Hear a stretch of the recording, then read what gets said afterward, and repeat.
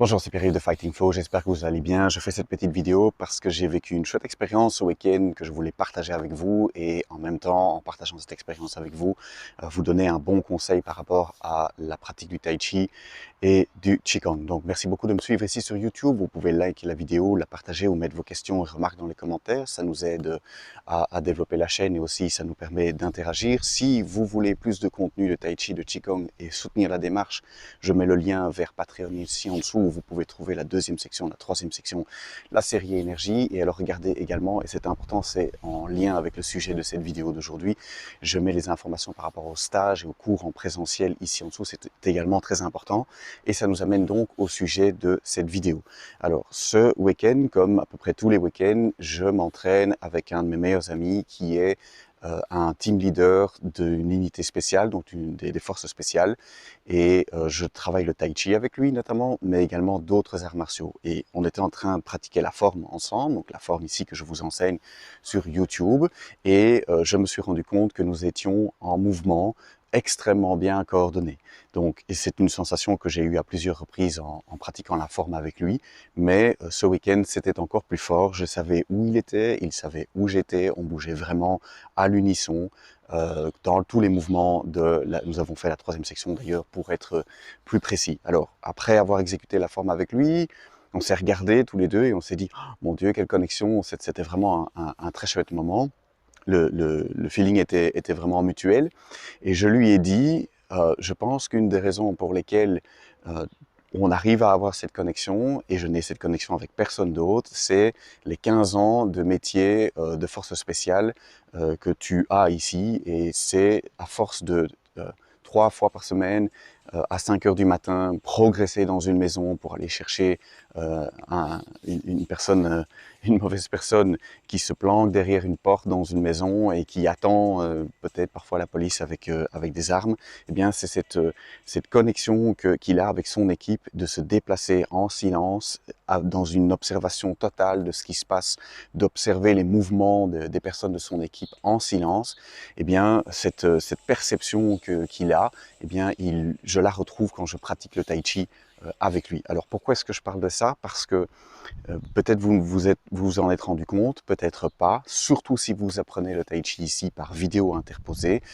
Le Tai Chi est fait pour être appris en groupe. Alors c'est super que vous puissiez l'apprendre ici par vidéo interposée, mais je vous recommande fortement de trouver des cours près de chez vous pour aller au-delà de l'apprentissage du mouvement par vous-même, mais de vous confronter également à l'énergie d'un groupe et donc d'être emporté par un groupe et de sentir ce qui se passe autour de vous et d'apprendre à faire la forme en coordination avec des gens autour de vous.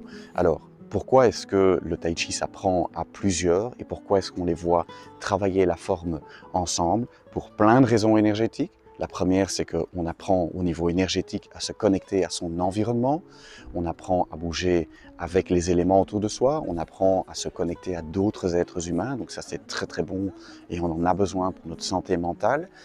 Vous voyez cette pratique dans la danse, pourquoi apprend-on à danser à plusieurs? Pourquoi apprend-on à jouer de la musique à plusieurs? On a ce besoin de connexion, c'est très important pour notre psychologie, mais plus spécifiquement encore par rapport à l'art martial que le Tai Chi est, on apprend en bougeant ensemble à percevoir autour de soi. Donc quand on fait la forme, on n'a pas toujours les participants ou les personnes avec qui on pratique la forme ne sont pas toujours devant nous, ils sont parfois sur le côté, ils sont parfois dans le dos.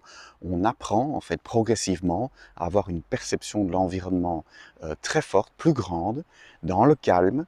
On bouge calmement, dans le silence, et on apprend à sentir les mouvements des personnes autour de soi.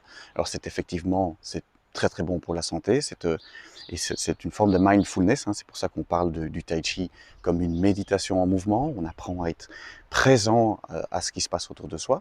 Et plus spécifiquement ici, je trouve toujours important, ceux qui me suivent ici, vous le savez, de garder le Tai Chi dans son origine martiale.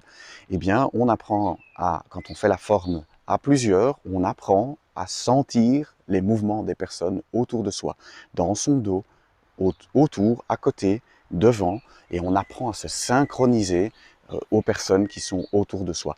D'abord dans un environnement bienveillant, avec des personnes qui ont envie de bouger avec vous, Et puis quand cette compréhension est bien ancrée, et donc qu'on arrive à bouger ensemble avec des personnes qui ont des intentions positives envers vous, eh bien on va transférer cette compétence progressivement grâce à la poussée des mains avec des personnes qui n'ont pas nécessairement des bonnes intentions envers vous, mais votre perception de l'environnement est déjà là. Si vous avez suivi un minimum de... vous avez déjà entendu parler de la self-défense, le premier conseil qu'on donne en self-défense, avant même de courir, qui est la meilleure des techniques, c'est de ne pas se trouver au mauvais endroit, au mauvais moment, avec des mauvaises personnes. Le tai chi étant un art martial, eh bien, la manière dont le tai chi adresse cette question spécifique, c'est vous apprenez en bougeant avec les autres, à être conscient de votre environnement et à pouvoir détecter que quelque chose n'est pas juste dans l'endroit où vous vous trouvez, et donc dans le cadre de la self-défense, dans le cadre d'une pratique d'un art martial, plus spécifiquement d'ailleurs pour la self-défense, vous comprenez qu'il se passe quelque chose qui n'est pas correct parce que vous avez l'habitude de sentir votre environnement autour de vous et vous pouvez donc agir avant même d'être dans une situation difficile. Voilà, j'espère que ce que je raconte ici est clair.